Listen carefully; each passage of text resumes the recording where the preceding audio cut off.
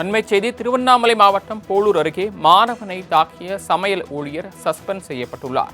கூடுதல் விவரங்களை செய்தியாளர் கார்த்திகேயன் வழங்க கேட்கலாம். கார்த்திகேயன், இது குறித்த முழுமையான விவரங்கள். வணக்கம் சரவணன். போளூர் அருகே இயங்கி வரும் ஊராட்சி ஒன்று தொடக்கப்பள்ளியில் சத்துணவு பணிபுரியும் சமையல் லட்சுமி மற்றும் உதவியாளர் முனியம்மாள் ஆகியோர் பள்ளி மாணவனை தொடப்பக்கட்டியாளர் தாக்கும் வீடியோ சமூக தளங்களில் வைரலாக பரவியதால் பெரும் பரபரப்பானது.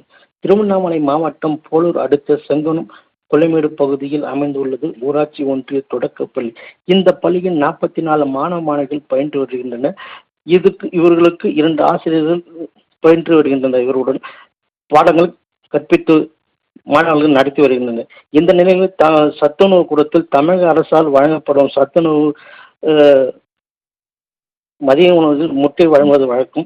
இதில் முட்டை சமையலராக லட்சுமியும் மற்றும் உதவியாளராக முனியம்மாள் பணிபுரிந்து வருகின்றனர். இந்த நிலையில் மாணவர்களுக்கு மதிய உணவு சரிவராக முட்டை வழங்கவில்லை என கூறப்படுகிறது. இந்த நிலையில் ஒரு மாணவன் சமையலுக்கு சென்று பார்த்தபோது அங்கு முட்டைகள் இருந்தது கண்டு